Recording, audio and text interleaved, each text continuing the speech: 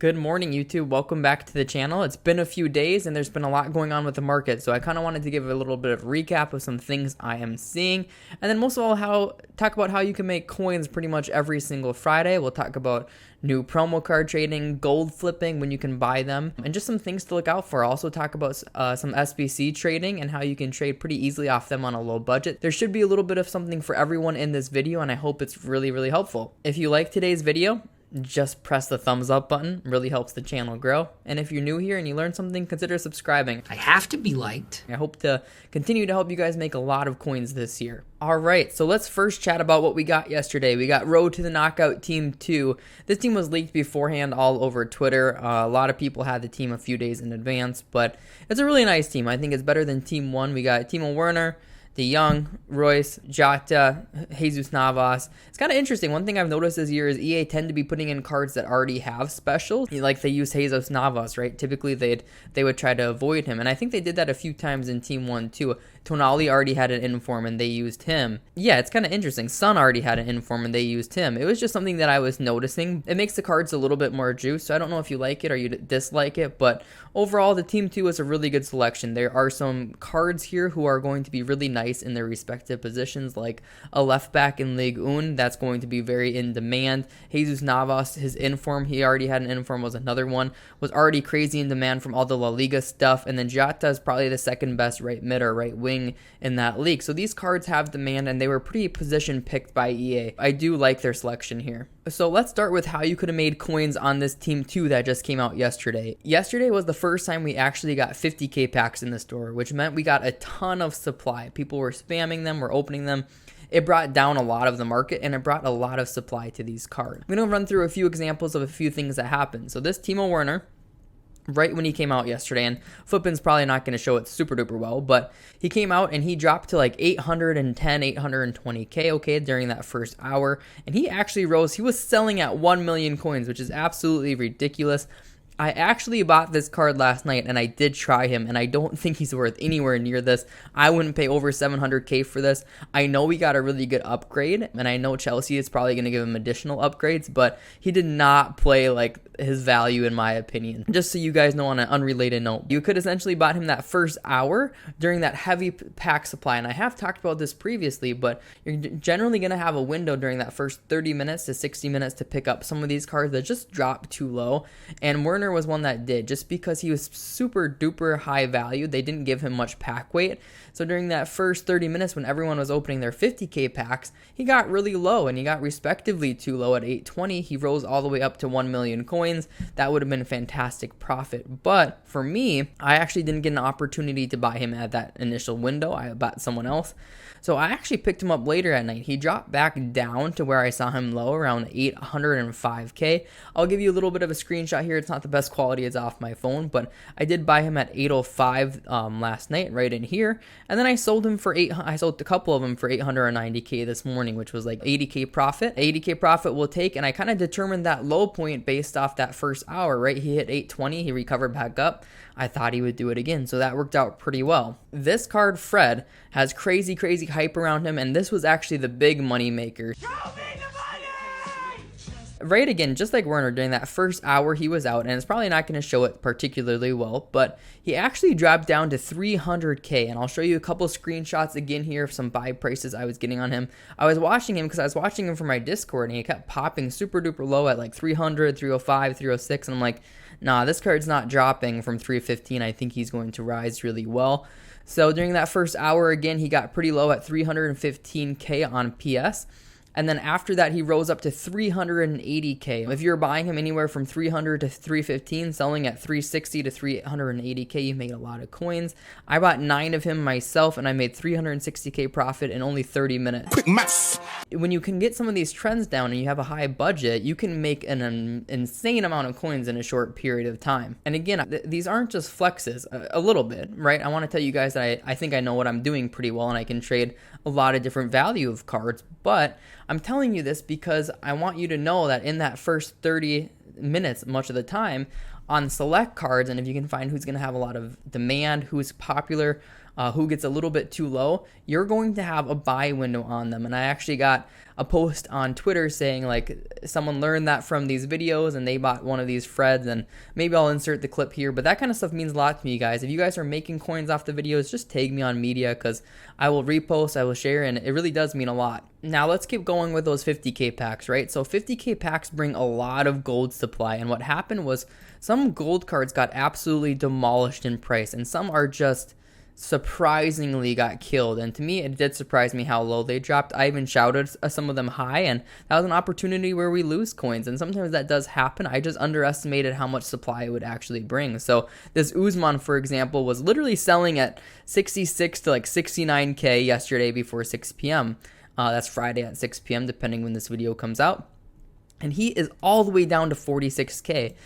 It's just the 50k packs brought so much supply, and right now this year golds cannot hold up. I've kind of talked about this in my videos, but I even thought the high tier market would hold up a little better, but even that can't. Rashford, I think, again, was another one that was selling upwards of 75k. He's down to 58k, okay? There was an opportunity to make some coins with these. It was very select, though. Very select cards ended up recovering.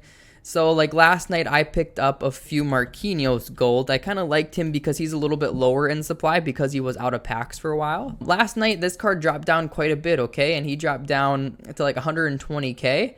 Let's see if I can find it here. Yep, and I was picking up like 120-ish here. Again, I can insert screenshots. Hopefully by now you guys trust me and are understanding. And I bought a few at like 120. I sold them at like 137 to 139. It ended up being like 10k profit a card, and I specifically went for Marquinhos for a few reasons. I went for him because he links with Fofana, who's getting completed pretty heavily. I'm not sure if you guys have done him. I'm hearing mixed reviews on him. I'm hearing he's a little bit clunky on the ball, but people are doing this SBC, and he's kind of hard to link. You need a full Ligue 1 team pretty much, so Marquinhos is up a little bit for that reason.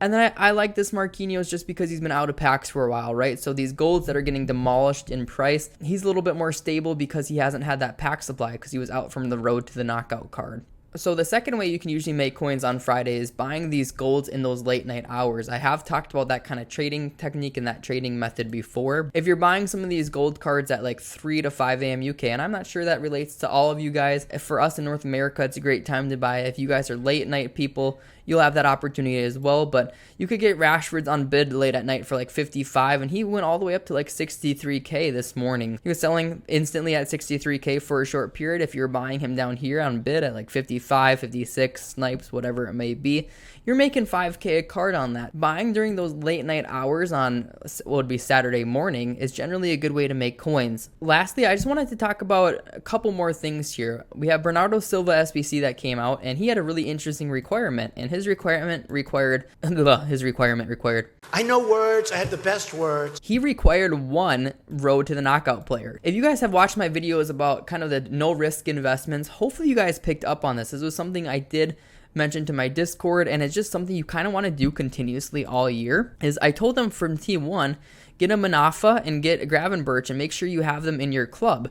And why? It's because a Manafa card like this, he's not super in demand or anything, but say like a flashback Pepe came out or some Liga NOS objectives came out, this is a card that was going to rise from that for sure, and it was discard, right? If you needed those coins real bad for any reason, you could literally discard him, and he was floating around 11k. But when that road to the knockout requirement came out, he jumped from 11k and now he's 25k PS, 29k Xbox, which is absolutely nuts. You can't go wrong on these type of discard investments. Teixeira did the same thing, and even some other ones like Diop, whatever you want to say. You know, we just said another stock rocket. You saw that, right? The stock market. He is up from that same reason. It's definitely something to keep note of, and keep going on that discard stuff, guys. In this scenario, you would have doubled your coins on some of those cards. Lastly, in this video, I want to talk about one more way to make coins and a couple things to look for. So we got this Clash of Titans SBC a few days ago. The reward was a rare mega pack, which is quite good. It was untradeable, but most people are going to do this SBC regardless. Kind of what happens when these kind of SBCs come out is you have a high point of when you can sell cards kind of for what I would say for crazy value. So right when this SBC came out, like dozens of non-rare golds were selling at 9 to 10k, and I'm not even kidding. It was literally dozens. Bane, Portugal, Brazil, Argentina were some prime ones. Whenever you see a daily SBC that is going to be hard to complete, where you need multiple nations, a high rating, check your club and get rid of things. You probably could have made 30 to 50K if you sold during that first hour, just of random stuff you had in your club. But with this SBC, you also get an opportunity to make a lot of coins and use things like sniping filters, okay?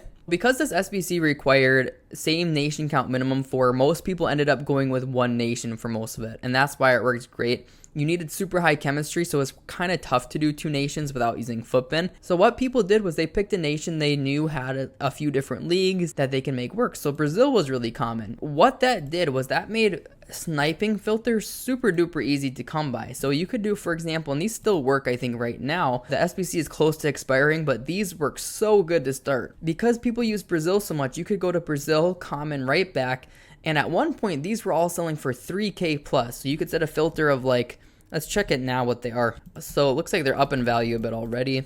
Yeah, so this is still a viable sniping filter for sure. They're selling at 1900. They were 3K plus, but you could set your filter at 1.5K. Okay, refresh, and you will get snipes here. Oh, hello, Dwight. Spin move. And the reason I love filters like this, and I'm not big into sniping myself or anything, but the reason I love sniping filters like this is because you get multiple card options within them, right? You're able to snipe a few different cards here. You can also use them as mass bidding filters, but one that came of it is gold right back Brazil common. That one worked good. Gold common Brazil center backs worked. Gold common right mid Argentinians worked. There's a ton of sniping filters based around that. The other thing you could have literally done is you could search a combination like this, and you could literally get on open bids at the time.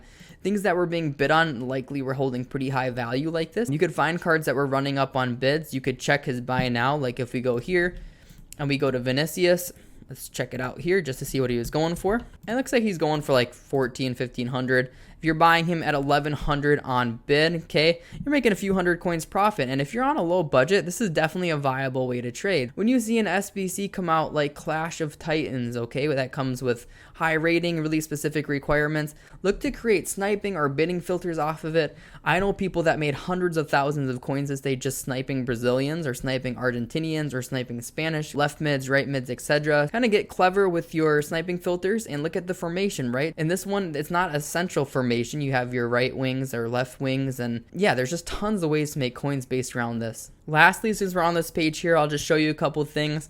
I bought this Marquinhos at 665 to use for a little bit because, like I've talked about in my other videos, I'm always following my advice I'm giving. I used him in my team and I bought him while he's in packs and I sold him when he's out of packs. I ended up making like 65K profit on him in just a few days. These are the Werners that I talked about on video, and then these are the Marquinhoses I got at like 120. So you guys are seeing all those tips come into play here. We are above 10 million coins now, so we hit the goal within a month, no problem. So I'm happy you're here learning. I'm happy that things are working. I've lost a ton of coins this year too.